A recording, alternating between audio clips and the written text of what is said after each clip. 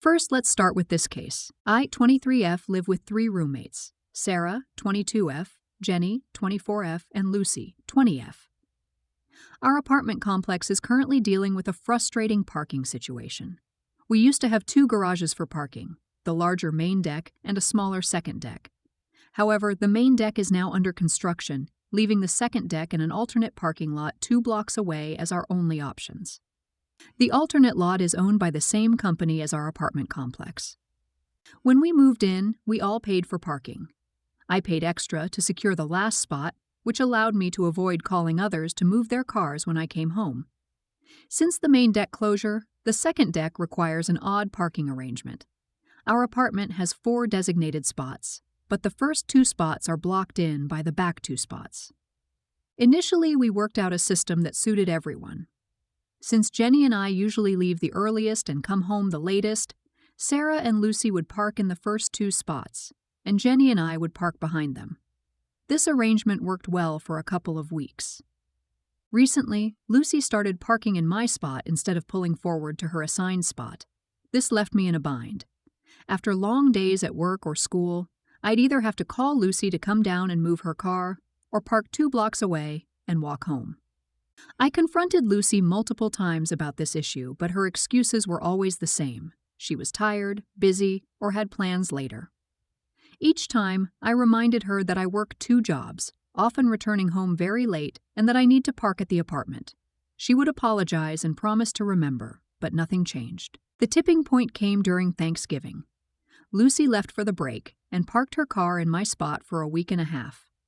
I finally had enough and decided to speak to our complex manager about the issue. The manager was understanding and assured me she would address it immediately, as other tenants had also complained about Lucy. The complex manager ended up towing Lucy's car and revoking her parking pass. Apparently, Lucy had violated multiple rules, including parking in spots not assigned to her, parking in handicapped spaces, and not paying for her parking for that month. When Lucy returned, she was furious. She accused me of ruining her life, yelling that I was trying to get her evicted or kicked out of college. I apologized and explained that I hadn't known her car would be towed, but she didn't care. Lucy has since been telling everyone that I'm an awful person and deliberately set out to harm her. Jenny and Sarah agree that I did the right thing by reporting Lucy, and a few of our friends support me as well. However, Lucy and some others think I went too far and are calling me the major problem in this situation. So, am I wrong for reporting my roommate and getting her car towed? Let's start judging. So wait, Lucy would come home, see 2 empty parking spots oriented nose to tail, drive into the first one and just stop, leaving an inaccessible parking spot in front of her? You're not in the wrong. This is absurd. It doesn't matter how tired Lucy is. It takes exactly the same effort to stop in the first spot versus stop in the second spot. You're not in the wrong. Lucy has shown 0 regard for you, especially by leaving her car parked in your spot for 10 days. That's ridiculous. Frankly, if I left my car for 10 days, I would 100% have left my keys with my roommates. Personally, I would harden up and get Jenny and Sarah to agree. Lucy needs to leave a spare set of keys in the apartment anytime she doesn't park in her own spot, at minimum. Girl, you are. You're not in the wrong at all. You confronted Lucy multiple times, to which she gave you fake promises and basically just ignored what you were saying. Your frustrations are valid, and it isn't fair for her to have that sense of entitlement. She hasn't paid her parking fees, isn't parking in her spot, even parking in handicapped spots. What else did she expect? If anything, I'd give her a smile and say, "You should have listened." She's in the finding out phase of mess around. Next up, I, 16F, recently got into an argument with my classmate's mom, let's call him G, because she accused me of disrespecting her son for not choosing him as my partner for the upcoming prom. Here's what happened. Last week, we finalized prom partners for next year because we'll soon start practicing the dance performance. Since I hadn't openly announced that I already had a partner, my boyfriend of 2 years, 17 Meme, the teacher pairing up students assumed I was still available. The teacher asked if I'd be willing to pair with G, but I politely declined, explaining that I already had a partner. G didn't say anything at the time, so I assumed the teacher would just find someone else for him. possibly from a lower grade, since there aren't enough girls in our class to pair with all the boys. The next day, my advisor unexpectedly told me that a parent wanted to see me in the guidance office. When I arrived, I found G's mom waiting for me. She immediately started complaining, accusing me of disrespecting her son and saying that I should feel honored to be his partner. I was completely baffled. I calmly explained that I had declined because I already had a partner and didn't think it was a big deal. Here's where I may have been rude. I told her that even if I didn't have a partner, I still wouldn't have chosen her son. I added that instead of blaming me, she should take a closer look at her son. G has a reputation for being noisy, egoistic, and uninterested in activities like dance. He's often skipped out on past dance practices to play with his friends, which I couldn't accept, especially since the prom performance is graded. The room fell silent after that, and the teacher gently scolded me for being disrespectful. However, she let me off with a simple apology since I hadn't done anything wrong beyond my blunt words. I apologized to G's mom and left while the teacher assured me she'd handle the rest.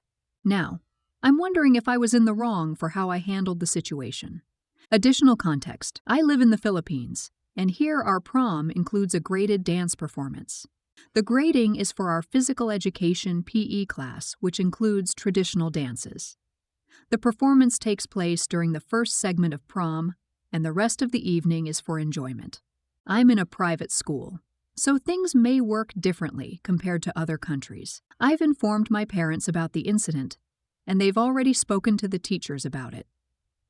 I couldn't pair up with G even if I wanted to because the performance is done once during the prom's opening segment, and I'll already be dancing with my boyfriend. When the teacher paired students, everyone in our grade was present in the classroom. G either heard me decline or was told by his friends.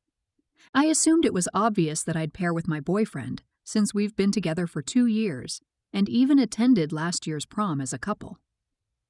Let's start judging. How come a random parent is able to come into school and speak to a child that isn't their own, even with supervision? What possible reason would the teachers have to let this happen? Where are your own parents in this? I can't conceive of any circumstances where this would be allowed to happen. I call nonsense. You're not in the wrong. Your teacher has handled things badly from start to finish. Your teacher should never have put you in that position with the mother. You or your parents should kick up murder with management/administration. Forget if you're an idiot. Definitely. You're not in the wrong. And focus on going home and telling someone about the absolute goober of a school staff member that organized a meeting between an angry parent and a student that was not her own child. That's completely unacceptable. And if I were your parent, I'd be ready to hand someone their butt over this. They literally set you up to be bullied into submission by a grown woman. You're not in the wrong. She saw me and began complaining about how dare I refuse to go to prom with her son when I should be honored to be paired with him. And I was just like, okay, now we know that mom is the problem. Really confused since it wasn't like I rudely refused G and even said yesterday, I meant like the day when they were choosing partners, that I couldn't since I was with someone. You already had a partner and voiced this. Perfect. I straight up told her that even if I didn't have a partner, I wouldn't choose her son, and she should take a look at her son before blaming me. Her golden son is going to need to do some growing up, and so is mom. Everyone in the room became silent, and the teacher somewhat scolded me for disrespecting the mom, but soon let me off since she knew that other than my words, I didn't do anything wrong and just made me apologize.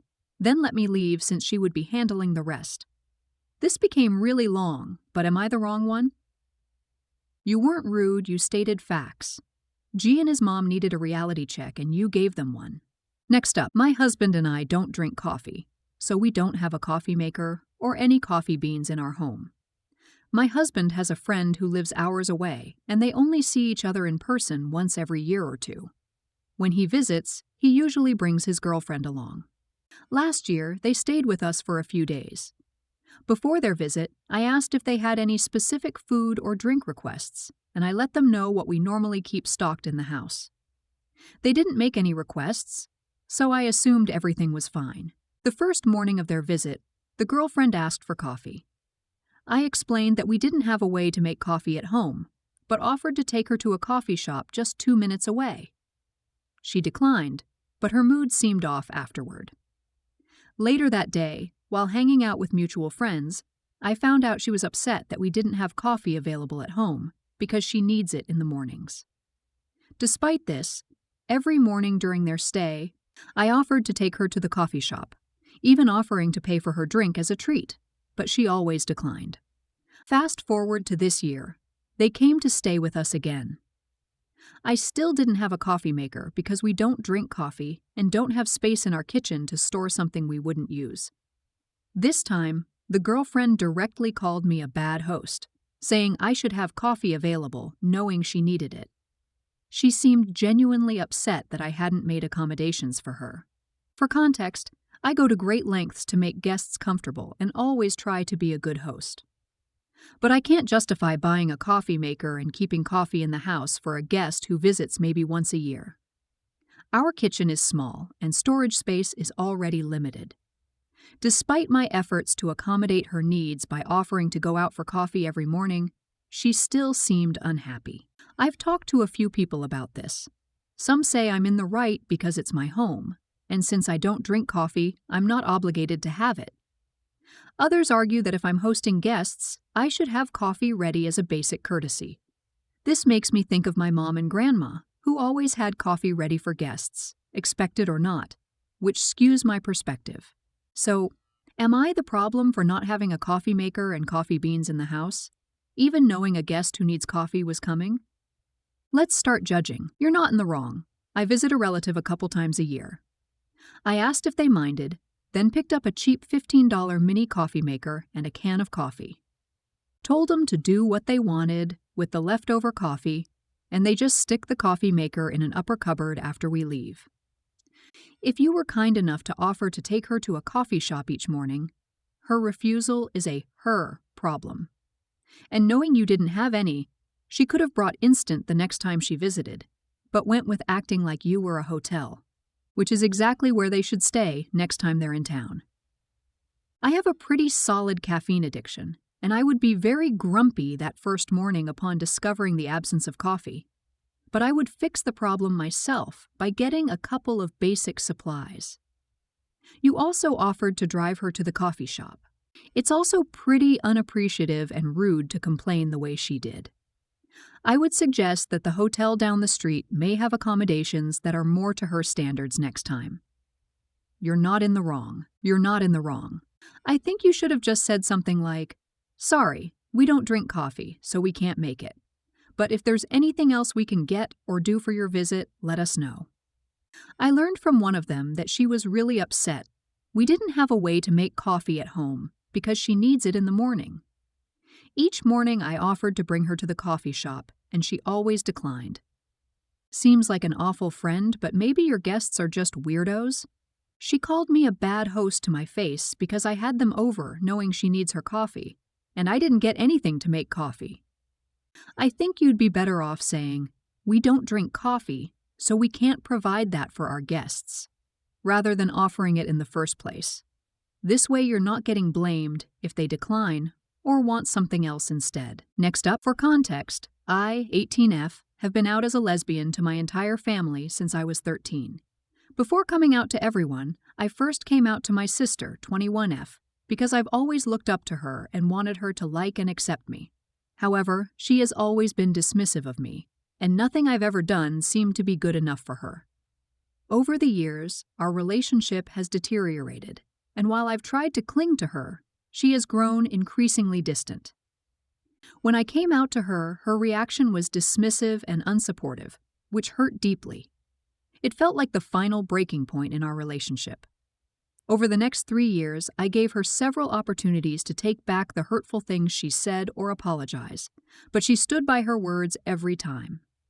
Whenever I confronted her, she insisted she had done nothing wrong and refused to acknowledge how much she had hurt me. Eventually, I stopped trying. In addition to this, I've struggled with my mental health for most of my life. During particularly difficult times, my sister not only failed to support me but also called me crazy. When I confronted her about that, She again claimed she was justified and refused to apologize. Recently, my sister confided in me that she's never felt real romantic or sexual attraction to anyone and didn't know what was wrong with her. I suggested that she might be aromantic and asexual, as I understood how confusing it can be to figure out your sexuality on your own. She did some research and came back a couple of weeks later saying that the label resonated with her. She tried to initiate a heartfelt conversation with me, getting teary-eyed and venting about her experiences. At that moment, I cut her off. I told her I was willing to help her figure herself out because I understood how hard it could be, but I wasn't going to offer emotional support. She seemed upset and called me selfish, but I stood by my decision. So, am I the one in the wrong here? Let's start judging. As long as this isn't just a petty, this one topic boundary, you're in the clear. I assume you wouldn't be ready to offer her support on her mental health either, but you would also bail on a conversation about any chronic physical issues or issues at work that might be affecting her. In the end, whether or not you offer support to your sister here needs to be topic independent, instead based on the closeness of the relationship. Your issue here is that you offered her the ROACE label without realizing that that makes you her guru for this kind of thing now. The boundary should have prevented even that, IMO. For consideration, if you and your sister do still have a relationship where you would expect deeper discussions than what you might discuss with a colleague at work, an acquaintance, not a close friend, about personal topics, and not shared topics like what your parents are doing, then this needs more consideration. Refusing one topic at the depth you engage with on a different topic is a choice, and a valid one. But it is also one that will encourage the other party to reconsider your position in their circles. You're not in the wrong, but is it tit for tat, or do you genuinely not like her enough to support her? It's totally fine, but not supporting her because she didn't support you is a little immature, whereas if your issues run deeper than that, then it's justified. You also confided in her, and she was crappy in her support. Looking back now, maybe she was crappy in her support because she literally had no real understanding of what you were saying. If you told her you were lesbian, she could not understand at 16 wanting to be with anyone, so this would have baffled her greatly. You are totally within your rights to set boundaries. Why were you even willing to hear her talk about her sexuality so much so that she confided in you in the first place? You're willing to support her, but not emotionally, so you'll do whatever exactly. Listen to her talk about her feelings, but not comfort her. Give her statistics. You're younger and she hurt you. How much of this is you trying to hurt her back when she's vulnerable? And how much is it you're protecting your peace? I'm trying to understand what you meant by you'll support her, but not emotionally.